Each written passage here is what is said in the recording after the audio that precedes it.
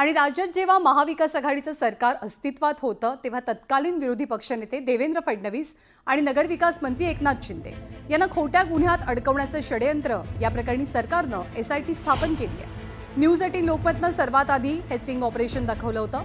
त्यानंतर भाजप नेते प्रवीण दरेकरांनी विधिमंडळाच्या अधिवेशनात हा मुद्दा उपस्थित केला। त्याची दखल घेत सरकारनं एसआयटी स्थापनेचा निर्णय घेतलाय। या प्रकरणी मुंबई उच्च न्यायालयात एक पेन ड्राईव्ह सादर करण्यात आला होता। या पेनड्राईव्हमध्ये एक स्टिंग ऑपरेशन होतं ज्यात यूएलसी घोटाळ्याचा ठपका ठेवत एकनाथ शिंदे यांना अडकवण्याच्या सूचना संजय पांडेंना दिल्या गेल्याचा दावा एससीपी सरदार पाटील यांनी केला होता। दरम्यान आता पोलीस सहायुक्त सत्यनारायण चौधरींच्या अध्यक्षतेत ही एसआयटी स्थापन झाली आहे। या संदर्भात शासनाचा अधिकृत आदेशही जारी झालाय। या समितीत पोलीस उपमहानिरीक्षक राजीव जैन, पोलीस उपायुक्त नवनाथ ढवळे, पोलीस सहाय्यक पोलीस आयुक्त जादिकराव पोळ यांचा समावेश आहे।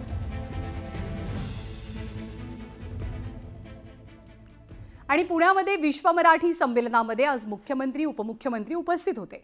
या संमेलनाच्या उद्घाटन प्रसंगी देवेंद्र फडणवीस आणि अजित पवारांनी केलेली फटकेबाजी ही चांगलीच चर्चेत राहिली। संमेलन आणि वाद या नात्याबद्दल बोलताना वाद झाला नाही तर ते संमेलन कसलं आणि वादाशिवाय मराठी संमेलन होऊ शकत नाही असं वक्तव्य मुख्यमंत्र्यांनी केलं। मात्र वादातूनच चांगलं मंथन होतं असंही त्यांनी स्पष्ट केलं। तर अजितदादांनी त्यांच्या मिश्किल अंदाजात पुणेकरांना टोले लगावले। हे मी पुन्हा येईन, माझा पिच्छाच सोडत नाही दादा। कुठे गेला की मी पुन्हा येईन, पण अलीकडच्या काळात चांगलं म्हणतात, मागच्या काळात उपहासाने म्हणायचे। शेवटी एखादा शब्द आपल्याला चिपकतो तो काळ आणि वेळ याप्रमाणे त्याचे अर्थ बदलत असतात।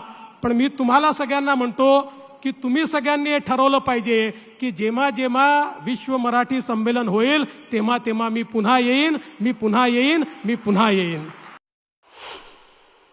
सुरुवात पण चांगली झाली। तिन्ही दिवस असेच आनंदाचे जाओ। आमच्या मराठी माणसांना पोटभर दोन्ही वेळेस सगळं काही मिळो, सगळं राहण्याची व्यवस्था उत्तम राहो।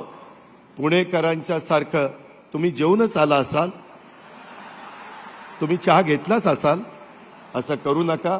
मी पण पुणेकर म्हणून सांगतोय, मला पुणेकरांचे बारकावे माहिती आहेत, म्हणून माझ्या महाराष्ट्राच्या देशाच्या जगाच्या कानाकोपऱ्यातनं आलेल्यांचं सर्व माझ्या मराठी भाषिकांचं मी मनापासून स्वागत करतो आणि तुमचा पाहुणचार कमी पडणार नाही अशा प्रकारची ग्वाही मी उदय सामंतच्या साक्षीने देतो।